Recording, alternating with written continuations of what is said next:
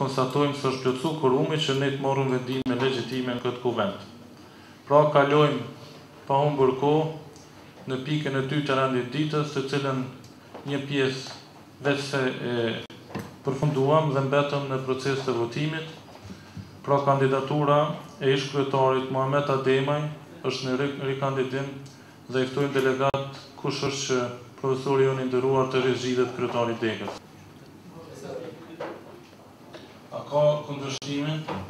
Konstatoj se në mënyrë unanime rizgjidhet kryetari Degës.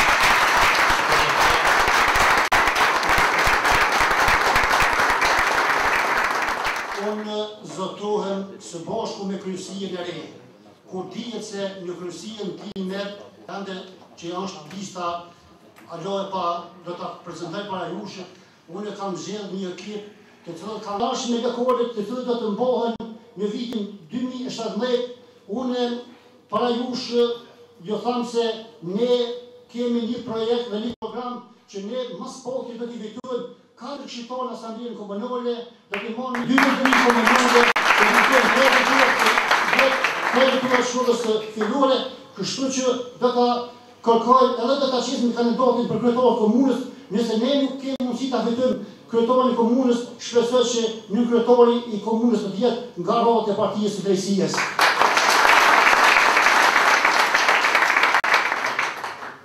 Atëherë nuk ka qenë fillimi, ka qenë shumë i vështirë themelimi i Degës. Në zgjedhjet lokale të cilët kemi mbajtur, ne fituam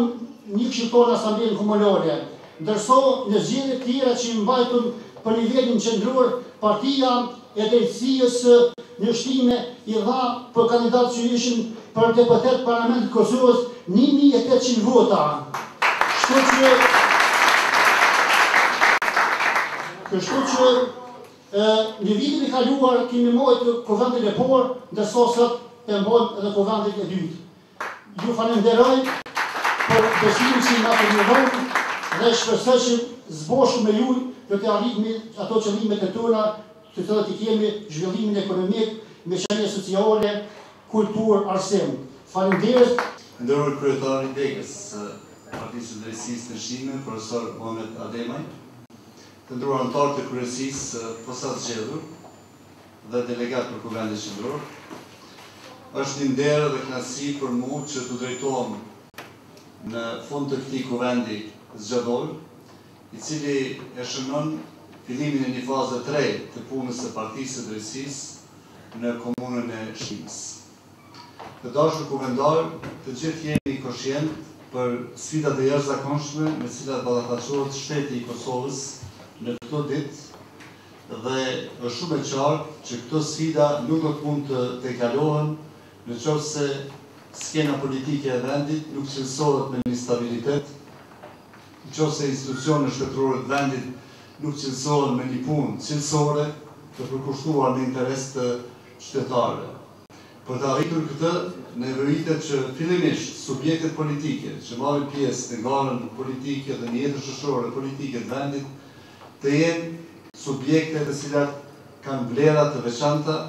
të jenë subjekte stabile politike, subjekte që përfaqësojnë vlerat e qytetarëve të vendit dhe subjekte politike që në institucionet e shtetit janë të përkushtuara për realizimin e interesave të këtyre qytetarëve. Për fat të keq të dashur kuvendar, besoj se pajtoheni me mua, vitet e kaluara kanë dëshmuar se shumë herë subjektet politike i kanë pas parasysh mirëparësore interesat e këtyre të kushta partijake e jo interesat e institucioneve dhe qytetarëve të vendit. Si rezultat i kësaj, në shoqëri është zhvilluar një dukuritet negative, e cila është embruar si korrupsion institucional, i cili nuk i ka hije shtetit të Kosovës, shtetit të qytetarëve martir të Kosovës, shtetit në themelët e të cilëve kanë ndërë gjakun me mira dëshmor të kombit, kanë dhënë shëndetin invalidet e luftës dhe gjithë pjesëtarët të ushtrisë kombëtare të Kosovës dhe popullit që i kanë mbështetur. Ky popull nuk e ka merituar këtë shkallë të korrupsionit institucional i cili është ka mbretërën sot dhe i cili për fat keq po verifikohet edhe nga ana e organeve zyrtare shtetërore. në çfarë mënyre ta parandalojmë këtë dukuri negative të dashur kuvendar. Është vetëm një mënyrë. Ta shranjosim nga institucionet ekzistuese dhe ta parandalojmë që asnjëherë më të mos zënë vend në institucionet e shtetit. Mund ta shranjosim vetëm duke pas institucione të drejta shtetërore, duke sjellë në pozitat kyçe dhe në vendet e duhura njerëzit e duhur, ndërsa mund ta parandalojmë ashtu që të edukojmë dhe arsimojmë një rini të shëndosh në sistemin shkollor të vendit, një rini e cila që në banka shkollore do të fuqizoj vlerat e familjeve të tyre, e jo që të vjen në shkolla me një kodeks të vlerave familjare e të del nga shkolla me një kodeks të vlerave të tjera, të cilat krijojnë konfuzion në mendjet e tyre të reja, në qenjet e tyre të reja, në personalitetet e tyre të reja, duke kriju vështirësi në krijimin e një identiteti të formuar, kombëtar, patriotik, shtetëror dhe identitet të mbështetur në vlera të dëshmuara etike dhe morale, që burojnë nga një identitet i pjekur fetar.